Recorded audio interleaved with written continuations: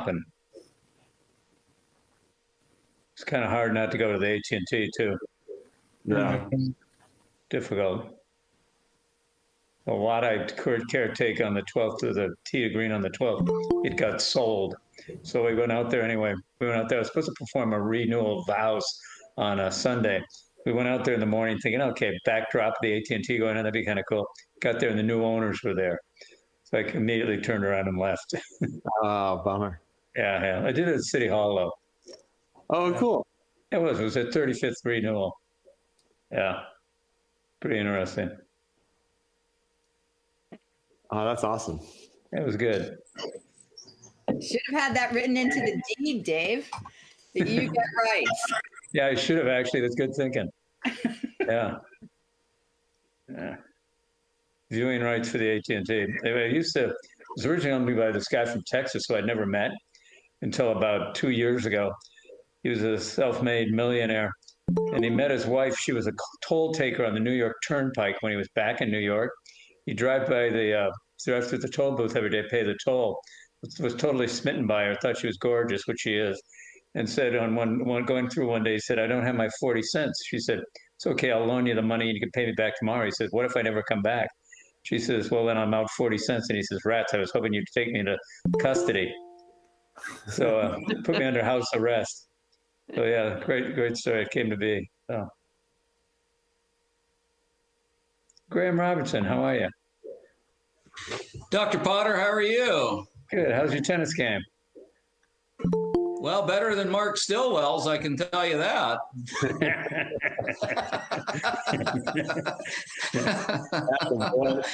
And tell him that I said that, please. That'd be good. No, don't worry. I won't even hesitate. Carmel against Pebble Beach. We'll get him. Yeah, we will. How about you? Are you playing, Dave? I'm going to go back and start hitting this weekend. My knee flared up on me, So I had to go back. I went back to Stanford and everything. They said it's okay. So I said, well, it doesn't seem to be working real well. He said, well, go exercise it more. So I like that. I like that solution. Well, that's good. That's good. I just need to put some more strength training on it. But we need to get Mike Moody out there as well. So I know he's anxious to play. Is he still here? Is he still here? He is, yeah. Oh. I was checking with some of my buddies back in Massachusetts. Indoor dining is partially open back there. Oh, is that right? Yeah. Oh. Well, Moody would love to get together, so we should try to do that.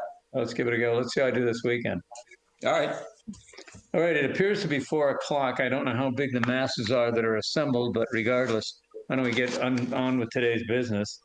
Certainly appreciate everybody's attendance today. It's an interesting topic, certainly stimulates a lot of debate and discussion. I thought the meeting last week we had went fairly well. Some good ideas were thrown out and some issues that we thought we had some consensus on. Brandon, did you want to touch on those a little bit? Maybe we could recap last week's meeting. Yeah, thank you, Mr. Mayor. So for those that were with us last week, I'll just do a quick recap here. As Mayor mentioned, we discussed the current state of parklets. That's where we started last week, focusing on how they look, things like the signs, the tent sign, the banners, the teepee signs, things like that. And within the next couple of days, our Department of Community Planning and Building will be sending out a letter to everyone, letting them know that within 10 to 14 days or so, we're going to be sort of like getting back to being a little more strict on our design guidelines.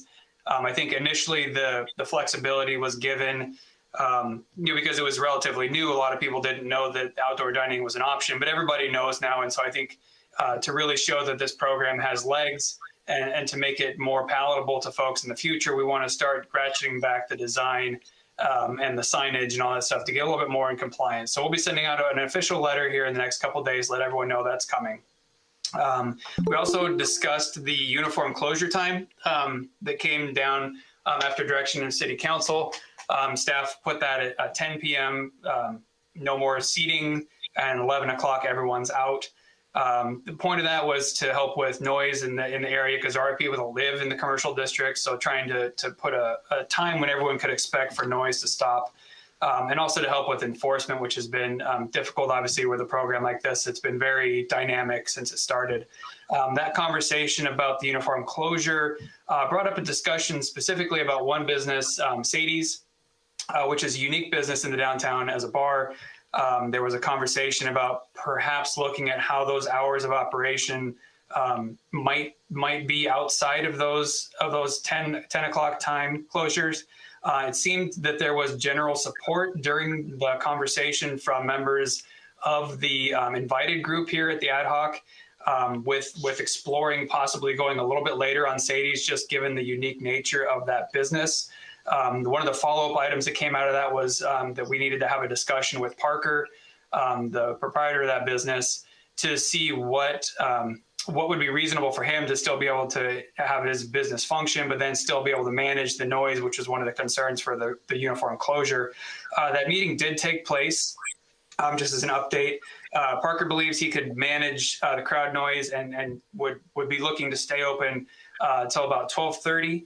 So just after midnight would be the last call. 1 o'clock would be hard closure. So that would be one accommodation, perhaps. It's not something we can do here at the ad hoc, and it's not something we can do at staff level because uniform closure was a request from the city council.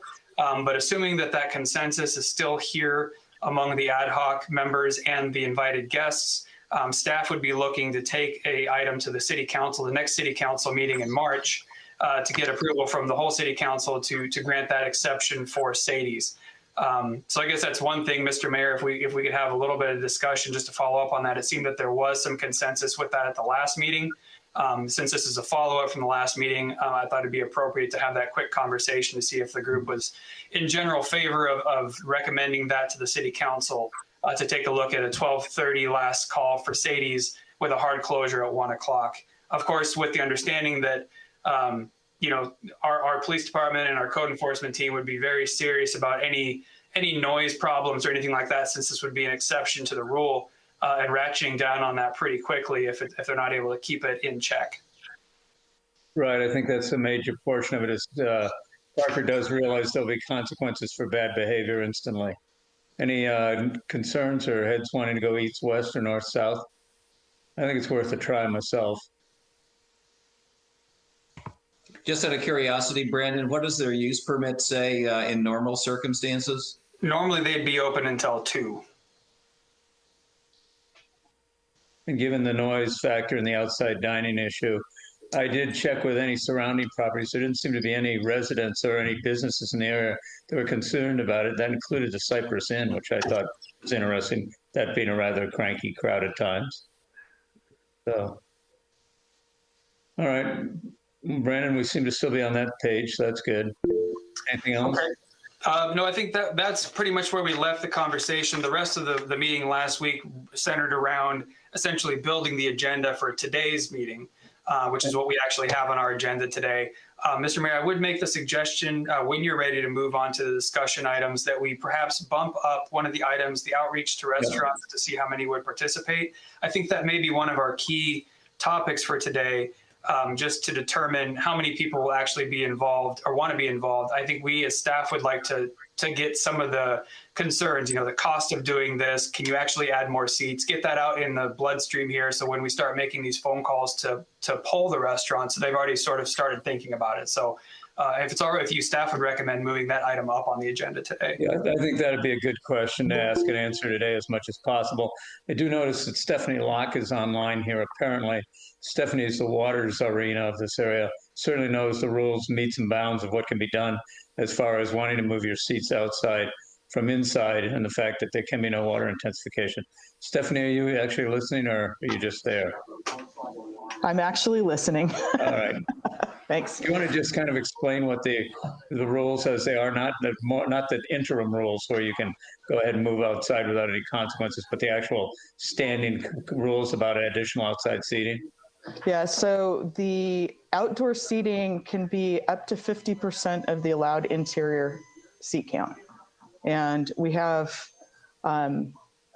information from the city of Carmel. A couple of years ago, I worked with Mark to put together a spreadsheet that lists all the use permits and what the allowable seating is for all the restaurants in town. So we do have that information. And so they would be limited to 50% of their interior seat count in general. We've waived that requirement during COVID, and we'll have to take action to probably renew that waiver which would expire in May of this year. Good, thank you. Questions or comments around that right now? So, Mayor, can I just do the math really quickly? So if it's 100, if a restaurant has 100 seats and we allow them to add 50 more outside, is that correct, Stephanie? Mhm. So then a restaurant that has 100 would now have 150 seats. No, Could potentially have 50 seats outside without a requirement for a water permit. but no, they would not be able to keep the full 100 in the room, inside, right? Well, no, I'm talking post-COVID. Yep.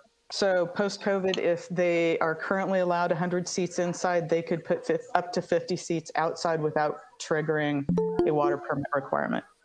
Yeah. So then they would have 100 inside and 50 outside.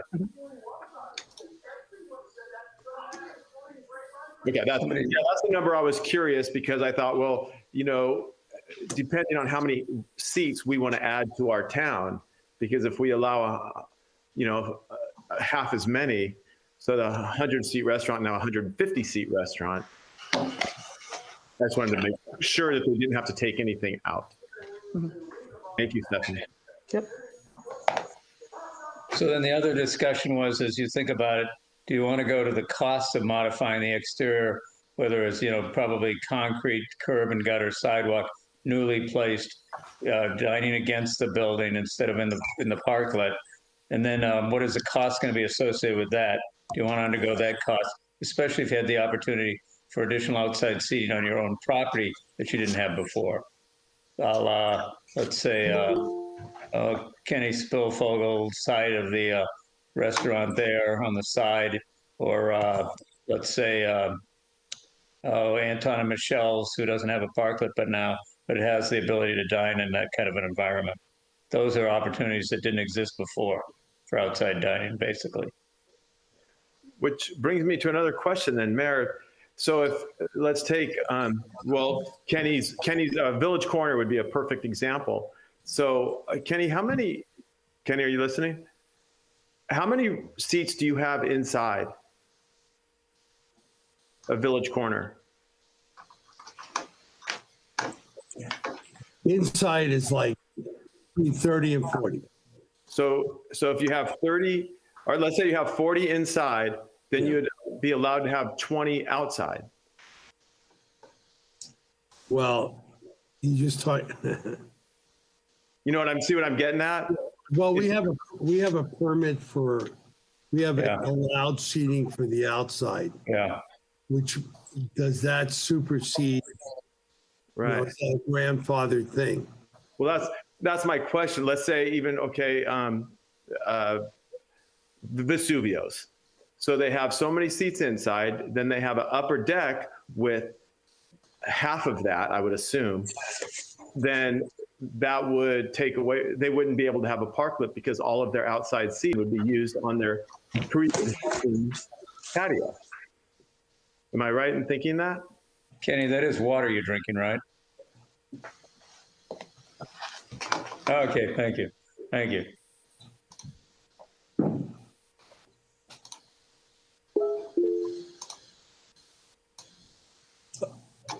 Are you asking me that question?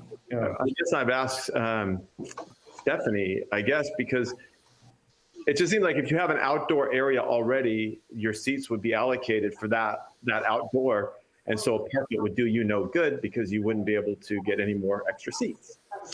Well, and there's two responses to that one. In some cases, yes, like obviously Vesuvio and Cypress both have large outdoor seating areas.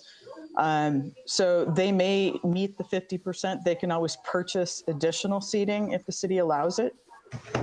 And I think that's the other thing is the city's got to approve use permits that allow the outdoor seating in a greater amount than what they're already allowed. And in many cases, the restaurants don't actually have use permits that allow outdoor seating. Exactly. So you'll have to deal with that too. But if they wanted to go above the 50%, they could purchase seats, assuming water's available. Which obviously is going to be a problem right now anyway. So Brandon, maybe that's a task for you then to inventory those that have permitted outside seating as part of their use permit as it is. And I'll forward that information to you, Brandon, because I've got it all in a spreadsheet. Oh, thanks. That'd be really helpful. Yeah. Other questions or comments? There you go. Yes. Ken. You know, my concern, I have a couple of concerns. My concern is, you know, if the timing to believe that we as restaurateurs, that we're whole already. I've heard a lot of people talking about, not necessarily in the meeting, but outside of the meeting also, that we need to hurry this process up because the restaurants are now going to be whole quickly. Well, it's going to be a while for that to happen. And for anybody that works the restaurant on a day-to-day basis, where there are people on this call that aren't in that situation, but I can tell you right now that predominantly the customer wants to be outside. I'm concerned about that. You know, we need to be making sure we're supplying the inventory outside in order to take care of the concerns of our customers, which is probably going to be lasting for quite a while. You know, and I am concerned that, you know, the level of management may restrict that, you know, that day-to-day operation. And as, you know, our customers, all of our customers, because I've heard it from everybody, is that they want to be outside and they do love what we have. But I think firstly, we need to make sure that they have a place to sit. And it's not going to be, in a lot of situations, inside. That's a good point, Ken, actually. What is the public's level of comfort going to be to go back to more intimate dining, or versus being outside where the air is pure and more breezy? That's a good question. I don't know how we'll measure that per se, but it's a good point of interest.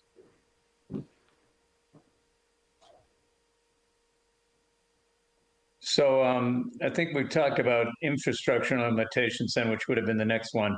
Basically, the one limitation I see is the water issue, which Stephanie's recapped for us pretty well right now. What about we had some discussion last time about other regulatory conditions or considerations, ABC, ADA issues. I think those would all fall out during the use permit process, wouldn't you, Brandon? On a site-by-site basis? Yeah, and from our preliminary conversations with ABC, I don't think that's much of a barrier. I think it's just a matter of crossing the T's and dotting the I's with them. You know, we may be looking at, you know, having to do something along the lines of a coastal development permit since we're in the coastal zone, but you know, the Coastal Commission is all about access, so I don't think that's going to be an issue personally. You know, the ADA might be the biggest one just because you got to the cost thing already. Sometimes ADA improvements can be somewhat costly. So that may be something to explore. That's going to be a site-by-site thing, though. I think, Mr. Mayor, as you alluded to, that's going to come out in the use permit process. So I'm just looking at that. I mean, one of the things that I was considering that maybe might be people to think about as well is what do they look like physically? You know, you drive around Monterey and there's two different types. There's the type that are adjacent to the front door of the building, and then the sidewalk sort of bumps out around them. And then there's the type that are bifurcated by the sidewalk. So you've got service across a sidewalk, which can be a little problematic at times. And so, you know, look at those situations too, cost versus, you know, return. So that's something we'd like the restaurants to think about, so we can get a good understanding of how many folks will actually want to participate in a permanent program. Yeah, because I think we do have this a significant concern about lost parking, for one thing. We actually had some discussion in the last meeting about should there actually be a cap on the number of outdoor dining or sidewalk dining opportunities. I would think that would be something of concern to everybody that's here, whether you're a resident or whether you're a businessman. Tim, do you have any thoughts here? I do. Not to put you on the spot, but hey. Yeah, no, yeah, so strictly from a resident's perspective, I've been attending some of the Visit Carmel CRB meetings and the board meetings, and really, totally understand, from the restaurant perspective, we need to do this. So this is coming with my residence hat on. And so that,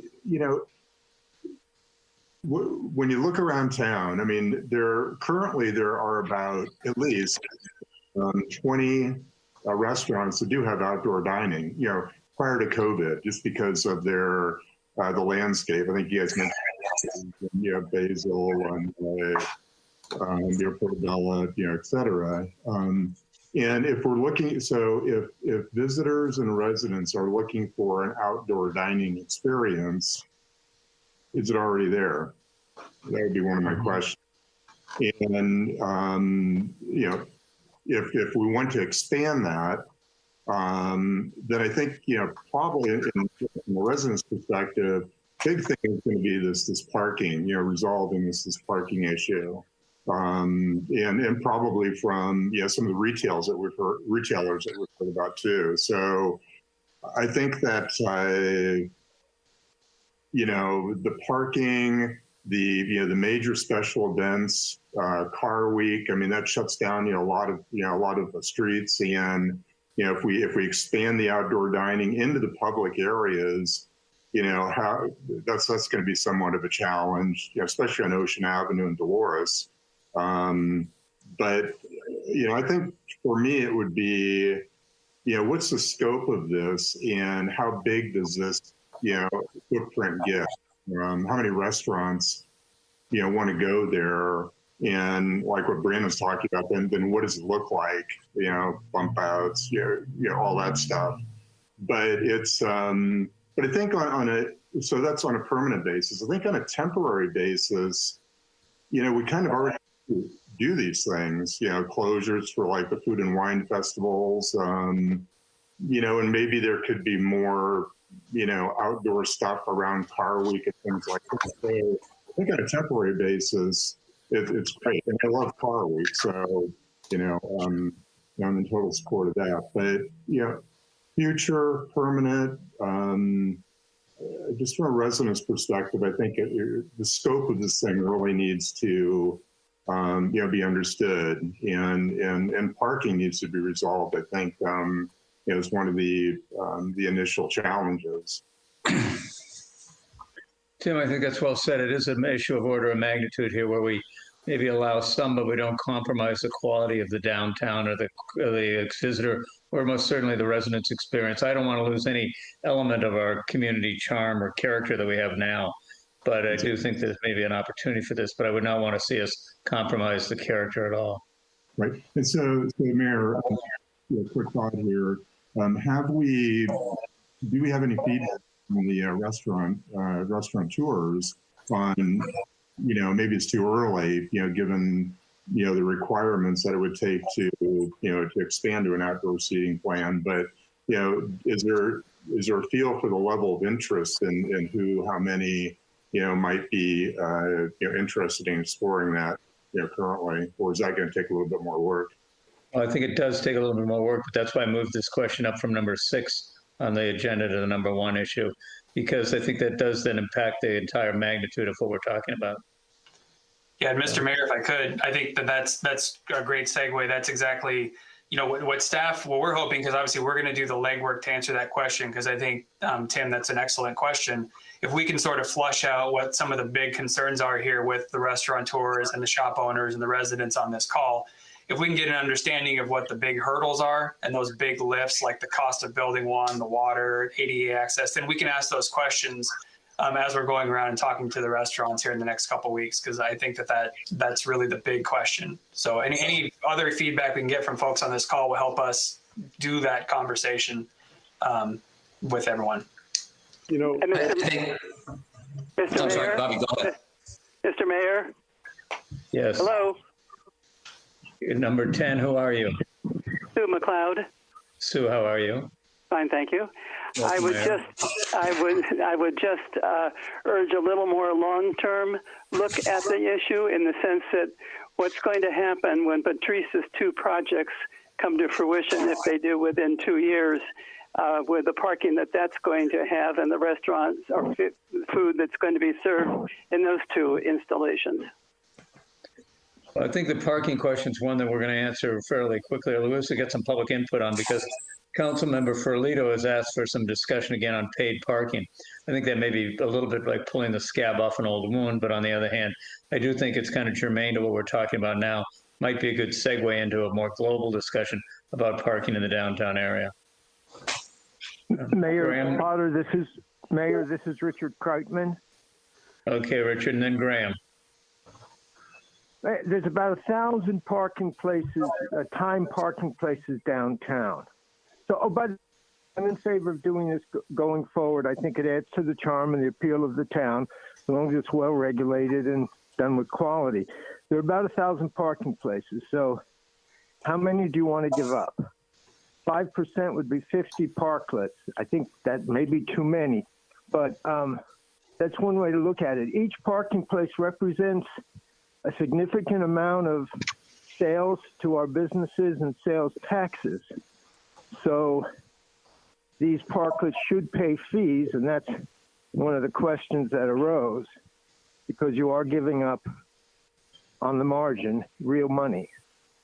One thing important to me, and I think a lot of the business owners, is if there are parklets, they can't be in front of other people's businesses. They have to only be in front of the restaurant or the wine tasting room that's operating it. And that's a couple of observations. Thanks. Thank you, Richard. Graham, were you trying to say something? Yeah, I just would like to add in there, Brandon, that commercial property owners should be queried as part of this discussion as well. And then just to reemphasize what Tim said, the other retailers, the jewelry store owners, the art gallery owners, and the like, they ought to be part of this process as well. It's a good point. Todd, you're our conduit to that community. So if you want to broaden that outreach in any way, that would be appreciated. Okay, but I do agree. I think there needs to be a limit to how many there's going to be. I think there needs to be a fee as well. This is all post-COVID, I might add. Once again, I'm not trying to make this harder for anybody right now. I totally understand it right now, and I want them to be open right now, but I'm looking past COVID. And yes, I think there needs to be a limit. And I've talked to a few of them, and they're kind of like they're on board with myself. Like, we don't want to be giving up a whole lot of spots. I mean, we know how bad parking was this past weekend, and our sales are only 50% of what they were last year, but the town was absolutely packed with people. So that's a good thing we're full, but once again, as I've said before, sometimes it wasn't maybe necessarily the typical Carmel customer that we're all used to. But I think we can move forward, though. Appreciate that. I've also heard some concerns about rambling drinking, where people may be standing around waiting for their restaurant to be able to seat them, but they've taken their beverage and are actually drinking out in the road. And that kind of falls to the enforcement side of it by the restaurants themselves. But I mean, I went by, where was it? The corner of Lincoln and Ocean the other night, and there were 3 people out in the street drinking. I think they're probably waiting for a table, but with 6 feet of separation, for social distancing purposes, they felt it was okay to stand out in the road. Doesn't really work in my mind. Bobby? Yeah, thank you, Mayor. I just think about this so much, and I really appreciate the residents that are on this call, and I would like to hear from more. Or I don't know how we can invite them in or bring them on, because I do get asked quite a bit, if we're going to allow this or if we're going to vote for it, because I don't think there's anything, at least in the time I've been in Carmel, that will affect our look and feel and charm and vibe of our village more than this will. I think this is a really big deal to Carmel. And if we do it, we got to do it right. But I'd really like to hear from more of the residents. And I don't know how to reach out to them necessarily, or if anybody else on this call is hearing from them and what their thoughts are. Of course, we know that, some of the businesses want to have the parklets, and then there's other retail and galleries and doctors and financial managers out there that also have businesses downtown. And I'd love to hear from some of these people as well. I don't know how to reach out to them. I'll speak for it. 33. 53. Yeah, no, That's 50. Parker Logan. I had a feeling it was Parker. How are you? I'm well, thanks. How was everyone? Delightful. Even Good. better now that you're here. Good. Well, just in time, post-pandemic parklets. In my opinion, I think they should all just disappear. I mean, town looks like a Tijuana street fair. There's wooden boxes all over the place. I have one of them. Self-incriminating. I mean, people do like outdoor dining, and I'm all for it. Maybe there's other ways to look at it, though. I mean, certainly there doesn't need to be outdoor dining 365 days a year, because weather doesn't really provide for it. So why go through the cost and infrastructure of either rerouting sidewalks and doing bump outs, maybe a few in real strategically located areas, but why not for dinner service? Most of the shops are closed. Let's just use Dimitro as an example. Why couldn't they just pull out some two tops right along the sidewalk in the evenings? Like Tim said before, there's lots of restaurants that already have outdoor dining, and those options have been available for decades. But it's the nighttime dining that becomes intimate and cute on warmer summer nights, and the great use of outdoor heat lamps that could be easily brought in and brought out. And that way, when morning comes back around, Carmel just looks like Carmel again. There isn't tables and boxes and heaters and leftover umbrellas and shit all over the place. It seems like it would appease to the outdoor diners and adhere to the charm of Carmel. So when we all wake up, it's like it never happened. And then for those who want to stay out late and enjoy outdoor dining, oh, well, as the sun sets, those tables make their way out to the sidewalks. Seems like a win-win for everyone. And then if we're talking about some really, really nice areas where you could do some bump outs and, with some planter boxes, and they're more permanent, so people can walk around a restaurant that has permanent outdoor dining. That way it's set up nicely, and waiters aren't walking across sidewalks where pedestrians are trying to get to the clothing shop. That's just my 2 cents. So something I think should be thought about, probably more in depth, but there's a little idea and another change of perspective for you all. Thank you. So Parker, just let me put this back to you then. Am I hearing you saying clearly that there won't be any desire for outside drinking, and basically the only 100% bar in town post-COVID? I do believe there would be a huge demand for outside drinking, but it's just food for thought. Personally, for me, when we go post-COVID, I just want to bring all my people back inside. Okay, good. I mean, there might be another drinking establishment that pops up in the future that would like that, but I like to, I'm a control freak, and if I can have everyone in one room right by me, I can take care of everybody better. I love it. Okay, good. I'll take that as a yes. All right. So what I'm hearing here, Brandon, maybe I'm misreading this, but Brandon, what I am hearing is that there's a lot of questions that kind of come to us for formation. Maybe what we should do is put together a proposed model for the next meeting. We could shoot holes in that.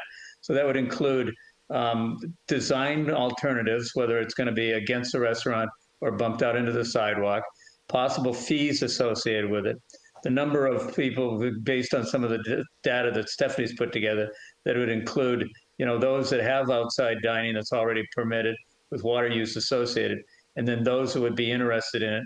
And then also the possibilities of figuring out who's got the possibilities of going ahead and continuing with wine tasting outside. My thought on wine tasting is if you've got a space that allows outside and you're not using it, it's not in the public right of way, that's fine. You can go ahead and amend your permit to include that. But any additional wine tasting in the sidewalk on the street really is not consistent with the original use permit for those. A little discussion about that might help. Mr. Mayor? Yes. It's Sue.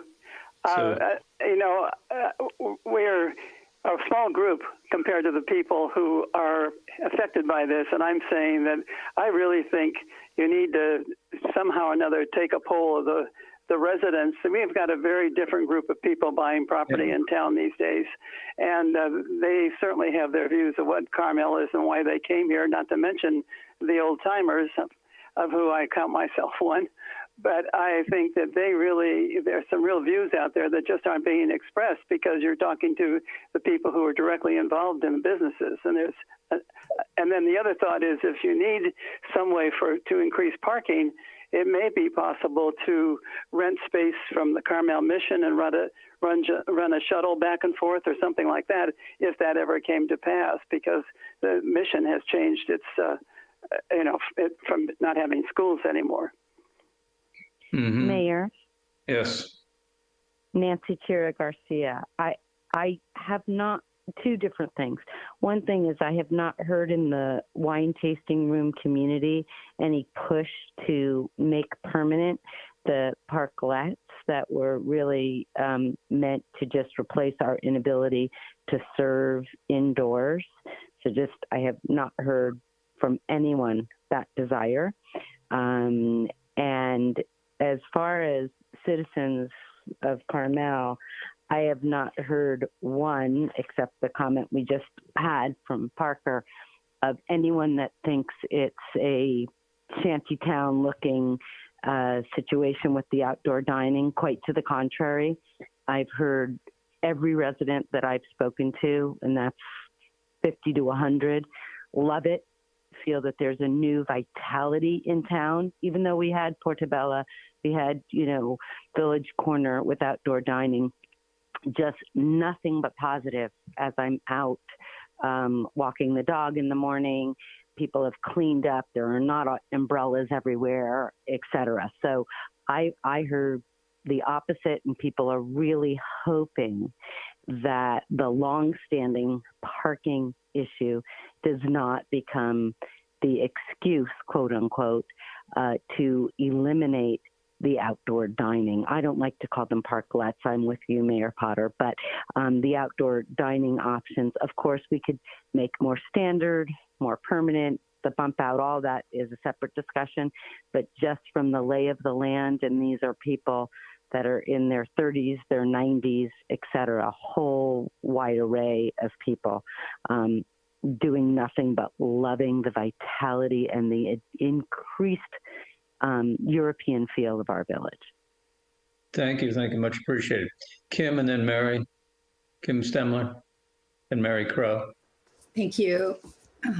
So I've done a little bit of polling of our local wine community, and you're actually losing a tasting room soon. So you'll be down to 15 in Carmel-by-the-Sea. 9 of them would like to continue in private spaces right next to their tasting room, so not on the street. 3 would like to continue in parklets, and 1 would like both. There are still people that haven't responded, but I think that's a pretty good estimate of what you would be looking at in terms of interest from wineries. Thank you. Kim, I appreciate that data. Thanks. I'm sure Brandon made note of that. Mary? I did. Thank you. Mary, you're muted. Might there be an opportunity while we still have the parklets to see if we can activate that north parking lot more, whether it's with signage or on our websites or whatever that might be? And then if there were a cost associated with activating it like shuttle, maybe that would be something to consider in terms of the fees that people who are interested in having parklets might pay. Interesting. Yeah. Makes sense. The north lot is definitely underutilized. Yeah. And I'm hoping that this will grow a discussion into what about the north lot at Sunset and possible collaboration with a private developer to go ahead and provide some free parking for the city construction wise, for the city to get 2 levels of parking there in exchange for the development rights of that property. First floor retail, commercial, and also some adjunct to the Sunset Center. The second floor for residential. So that I think will be a nexus for that conversation to take place. Anybody else? This is Bashar. Bashar, yes, go ahead. Good to know you're there. Everyone. Yes, I'm here. I'm always here to support, and I appreciate your support. So, I have to say that I'm definitely pro permanent outdoor dining in Carmel. I think for Carmel Village particularly, it matches so well because it has that European feel, and we all know when we go to Europe, how much the most we love about Europe is the outdoor dining and the vibe. Even though in Europe, when we go, it's so hard. The parking is so hard, and we walk long distance, and no one minds that. So in Carmel, I think it's been a great addition. As you all know, I'm always in my restaurant talking to all my guests. Not even single guest from the residents or from visitors ever say to me that we don't like this. I mean, the old people, everybody's so positive, excited about the outdoor dining. And actually, that's definitely, I will guarantee, bring more people to come to the town because of that vibe. Not to mention there will be extra revenue from sales tax coming to the city. The idea of finding a way to have like a bus or something to just bring people from some parking lot. I'm actually very happy to present an idea to maybe as restaurant owners contribute to that, to be like part of kind of a program that we can support in whatever this will cost in a permanent way, like divided on all of us or something, and we will be like, so it's like we handle the responsibility, not just the city as well. Thank you so much. Thank you. Appreciate it. So, Brandon, do you want to go ahead and kind of let's get a list of things that we should be addressing for the next meeting so we can have something to shoot at or pick at holes in or whatever we want to. Sure, Mr. Mayor. I think Jenny McMurdo had her hand up a little while ago. Jenny, I'm sorry. Yes, you do. No, that's okay. Thank you, and I appreciate it. Something that I've been thinking about ever since this discussion of the permanent outdoor dining has come about, and that is, when do you have a timeline for when these kinds of discussions are going to head towards Planning Commission? That's just a question for the city, because if we are talking about post-pandemic, that's really the vehicle which talks to your general plan and talks about permitting. So I'm just wondering if that's part of this discussion at all. Brandon, do you want to field that? I don't think there is any defined timeline. The criticism we got before was that there were no business people actually on the Planning Commission, and I was arguing that, well, geez, that's where we all throw all the dirty work is to the Planning Commission. So I thought this forum was better input to get some preliminary thoughts before we actually gave something to the Planning Commission to chew on. I don't think we're there yet at all, but I do think that we're better off having a more global discussion. There's been a lot of suggestion about including more citizens or residents in this. I think that's a good idea. Maybe, Tim, you could figure out a vehicle to outreach with Brandon on that. I do think we ought to have staff present for some of those discussions, or at least could Bobby and I, so we can be kind of the conduits of that message back to council. But I don't think there's any specific timeline for this ad hoc group to go ahead and get rolling. You are right, though, Jenny. It's going to take a long time. Go ahead and actually transition from a temporary basis to a permanent program, if there's going to be one. Brandon? Yeah, I think you said it really well, Mr. Mayor. Our hope as staff through these ad hoc meetings is really to try to start doing our research and gathering that information. Where are the pitfalls? What are the big lifts along the way? Figuring out things like water. How many parking spaces are we possibly looking at giving up? Do we want to create a program with a cap? Do we not want to create a program with a cap? So we can start sort of like whittling it down, some rough form. And then the next step, when we have a little finer defined sort of model, that's when we start going to the Planning Commission. But it will take some time. Good. Tim. Yeah, so just real quickly, just to kind of add on to resident input. Graham and I are on the CRA board, and we did have a discussion about surveying membership on big items such as this. So, we might develop something like that to get some feedback from the Carmel Residents Association membership. I mean, it's not all the residents in town, but it's a good chunk. And then there's going to be some communication going out in our newsletter, which is coming up in the next month, that talks about outdoor dining and just what we're talking about here. And in that article, soliciting input from the residents as well. So, you know, as we get that, I'll you know, forward that to you guys. You know, so you've got a feel for at least what we're hearing on our side. Tim, that's great. If there's anything I can do to add on to encouraging that outreach, let me know. Yeah. Todd? Well, one thing I'd like to go back to, almost something that I think it's Parker that mentioned it. You know, I like the idea of having some more outdoor dining, but I also like the idea of maybe doing it more starting at, you know, 6 o'clock in the evening, especially during our summertime months. And I'm thinking also about how many, and I think that Brandon or with the chief, I'm sure you guys could figure out what the number is. I thought it was only like 650 actual parking spots that are timed in the city that are enforced. So if we did only 50 spots away, now you're taking, what's that, about 8% of our parking spots away. So I'd be really apprehensive about doing that. But like Parker mentioned, if we did it more on the sidewalks and near businesses that, you know, that it does work and it doesn't intrude with their windows, as far as, you know, I don't want a restaurant in front of my store that's going to block my entire storefront. But if there might be some walkways in between that normally, you know, there's not going to be anybody there because of the stores are closed, then maybe something like that could work.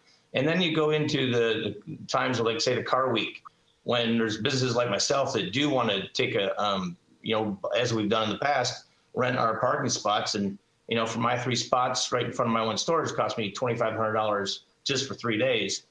So what's going to happen when, I think there used to be about, probably about 16 to 20 spots that we used to, you know, all the businesses in town, or might have been even more than that we rented during car week. Now you're talking about what, 70 or 75 spots or more that can be taken away during car week. I think that I don't know how you're going to then go and tell one of the retailers that we can't get the spots that we've been paying money for the last, you know, 15 years, and then the restaurants have a certain amount. So I think we need to be really careful, and maybe want to try to keep it closer to the buildings and into the walkways, and allow more leniency that way, as opposed to actually getting out into the street. I think we could be, like I've mentioned, you know, months ago, that I don't think we really want to give the entire, you know, horse away to the fields and let it go and never be able to get it back in the barn. So I think we need to be really careful about that. Appreciate it.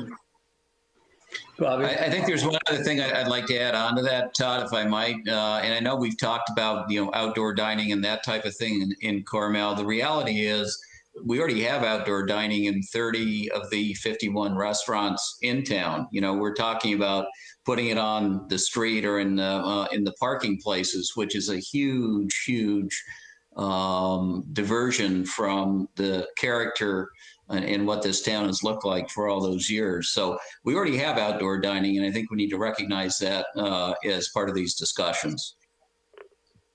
Good point. Bobby?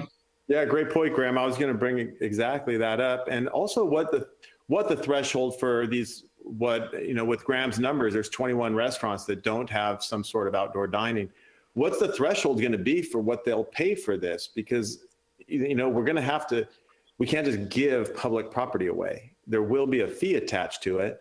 And so what's going to be equitable and fair to somebody like a retail shop like Todd that wants to rent it for a couple days and it costs them $2,500 versus renting it all year long? And so that's going to be a tough question too, is how much to charge for these things. Is it a triple net lease? Is it a flat fee? Is it higher? You know, clearly rents on Ocean Avenue are more expensive than rents on Mission. So do we have a sliding scale of what we charge for these spaces? I think these are going to be tough questions that this group is going to have to kind of suss out. And Bobby, I think that's what we were asking Brandon to go ahead and do, is create a hypothetical, and then let's shoot it up and see what happens with it. I mean, really, I think that's the easiest way to go. Brandon?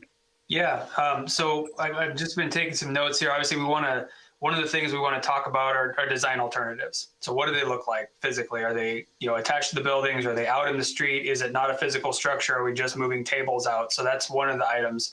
And Mr. Mayor, I think we're looking to try to develop the conversation for next time. Is that right? Yeah. Okay, so that would be the first item I would suggest, just an overall conversation about design alternatives. What do we want them to look like? Because that'll drive infrastructure costs, construction costs, things like that. So that'd be the first one I'd suggest. The second item would be fees. And I think that's what we just came off of with talking about what is the fee? Is it a flat fee? Is it some sort of modified lease where the city's getting some cut of revenue, or what do we want to do with that? How does that look? So that's a big topic as well. And then getting to how many folks are already using outdoor dining, having those numbers. I think we can get to that number pretty quickly. And that plays off of how many people will actually be interested in the future. So those two are kind of together as one bullet, the current use of outdoor dining and who would actually want to tap into it in the future. And then the last big item to talk about is what does the outdoor wine tasting look like? It sounds like from the numbers Kim gave us, the 9 wanting to continue in private and 3 in parklets and 1 to do both. It sounds like there is some interest in the outdoor wine. So we need to probably talk about how those are utilized and if they look the same as the restaurant ones and what the hours are and how we regulate those, if that's going to be an outdoor endeavor. So if there's other thoughts for items for beating up next time, I'm happy to add those. Or if I need to sort of bolster any of the stuff that I just said, I'd be happy to add to that at this point. I'd be interested in getting a reality check on the delta between Richard Kreitzman's parking numbers downtown and Todd Tice's numbers. There's a slight difference in those numbers. Paul Tomasi, Chief, are you on this call? Yeah, I'm here, Mayor. I just was wondering, is there any safety issues you're concerned with that you'd like addressed as part of this due diligence process?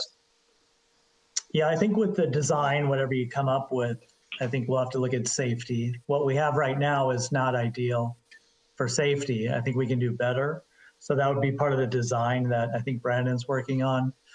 I have a parking number, but I don't want to give it because it might not be accurate. It's in my office and I'm not there right now, so I could have that to you tomorrow.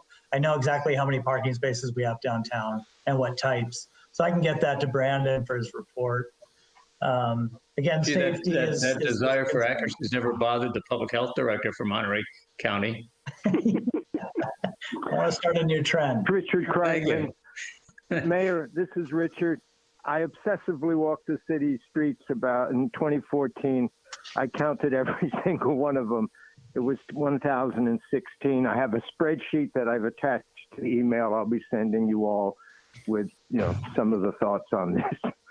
And then knowing your personality, Richard, I don't doubt at all the level of accuracy at all, because you're pretty good at going ahead and doing your due diligence. I appreciate that. Okay. It probably has changed in the 7 years since then, but more or less 1,000 spots. And that's what the parking consultants came up with too, back in the day. Paul, any other areas of concern? Not at this time, Mayor. Thanks. All right, thanks for being here. I appreciate it. And anything else we'd like to add to the recipe that Brandon just suggested?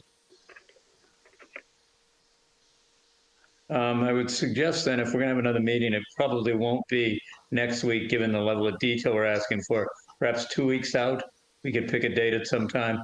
I do think there's going to be a report, though, to council at the next meeting of the work done to date by the ad hoc committee. So if you guys could show up and at least voice your support for the process or objections, one or the other, that would be great.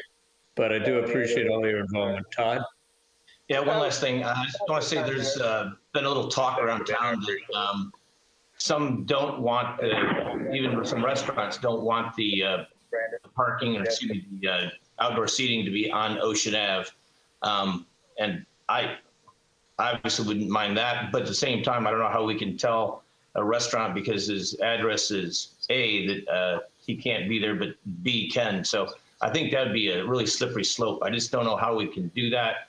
But I also understand and think that the dynamics of it would be a little better if it wasn't on Ocean Ave, but I still, like I said, I don't know how you can tell because of location exactly in town that where they can or can't be. So I think that's something we need to look at as well. Sure, I would say that. Go ahead, Sue. I was just going to say, if there's some way before you get too far down the pike to get the body politic, get something out to the public. I think there's some very strong feelings out there, and I don't think you're receiving those. You're talking to the people who have a vested interest in what we're talking about. And so I think that's what we tasked Tim with through the CRA newsletter and then a broader outreach with that. I've offered my help to go ahead and try to grow that group to some of the people. In fact, if you wanted to suggest some people yourself that you think would be more reflective of the newer crowd coming into town, that'd be great. There's a feeling out there that if you moved here, you don't understand the community at all. I don't know if that's a perception or a fact. I don't know, but it still is a concern because I don't think you moved here to have the community necessarily change. On the other hand, when you look at the architecture in town, it does seem to be a heavy trend towards more contemporary style. There's a group out there that doesn't like that. So, for every pro, there's a con. Well, there's a little bit of a, as far as some of the people who are coming to town, as you well know, the prices of real estate's gone up considerably, and they're paying high prices to live here. And those people are also we're looking at them as people who will support some of our nonprofits. So, I just keep my eyes open for how we don't turn them off so that we can hope that they will join us in supporting some of our organizations. Yeah, no, I understand. All right, Brandon, what else? Graham, did you have something? I'm sorry, Brandon. Go ahead, Graham. Yeah, and this might be out of left field, but I'm going to put it out there anyway. I recently had a chance to take a look at the video that came out years ago called "Don't Pave Main Street." And if you all have some time, I would encourage you to revisit that because I think it's part and parcel to this discussion today. Thanks. Sure. So not to beat up or not to grow the topic too much, but I've actually heard a bunch of people saying, "Why the hell is Ocean Avenue 4 lanes?" I mean, really, that's a big general plan question, not somewhere I want to go. But you want to really open up Pandora's box. I'd go ahead and suggest start a discussion about that and see where that takes you in the next 5 years. Well, may I make a comment? Sure. The other comment you hear is why are we permitting people, delivering stuff to be parked in one of the lanes on Ocean Avenue? And I don't know if this is still true, but we looked a long time ago at seeing if we could have all deliveries made to Carmel by, say, 9 o'clock in the morning. I don't remember what the time was we were working on. But what we found out is we can only do that if the full load of a truck is coming to Carmel. If it's a delivery, so they can't limit it. But I don't know if it's worth checking to see if there was any way to control the trucking industry coming into town or not that would widen the streets. Well, we'll put that on the to-do list for some group other than this ad hoc, if that's okay. Sure. Okay, thanks. So we actually broached that with the business roundtable a couple of months ago. Met with very mixed reviews, but understandably, I do sympathize with your concern, though, that if you get a UPS truck and a FedEx truck both going one north and one south on, we won't say on Lincoln, then it's kind of hard to get through there for just normal vehicular traffic. But Lincoln's much easier than Dolores. Well, that's the complexities of the topic. Yeah. So anyways, so Brandon, does anybody else want to add anything to Brandon's laundry list? I'd like to make a comment. Sure. Okay, this is Joe Todd, resident. Hey, Joe. Parking is always difficult here in Carmel, so that's going to be a real big problem. But I think it's great that you're considering a downtown residence for this committee because you don't have any right now. And then I would really like if there was more attention paid to the physical distancing regarding tables outside. Thanks. Good. Thank you, Joe. Good to hear from you. All right, Brendan, do you need any more input? No, I think we've got a good list here for our next go round. And I do like the idea of taking a couple of weeks to put it together. That'll allow us as staff to actually put some of these numbers together. Obviously, we're not going to be coming forward with answers as much as information that'll help inform the discussion. And we'll try to help guide that at the next conversation, Mr. Mayor, take one item at a time, try to come to as close as we can on a consensus to sort of, as I sort of use the analogy, start to whittle this piece of wood down to the form that we might want it to look like when we start going to the Planning Commission. So I think we have a good list for the 2 weeks from now. All righty. Anybody else? Bobby? 2 weeks from now would be March 2nd, and I believe we have a council meeting. We can push out the week after that if you want. Yeah, I mean, I'm okay if we wanted to do it on Wednesday, March 3rd, or something like that as well. But just March 2nd, we'll have a council meeting. Well, I've got the mayor's lunch on Friday. I've got a commitment on Thursday. Yeah, if that's okay, give me more time, Brandon. Maybe we could move it out to like Monday the 8th or something like that. Sure. This last ad hoc meeting we did on a Monday or Tuesday? Last one was, I think it was on a Monday, wasn't it? Yeah, it was. We moved this one to Tuesday because of the holiday. Yeah, so I think Monday, I like that suggestion. If we can start to have at least a regular day of the week that people can expect for this to happen, especially if we're going to start getting more public involvement. Yeah, so I think that would be good then. All right, good. Graham, did you want to say something?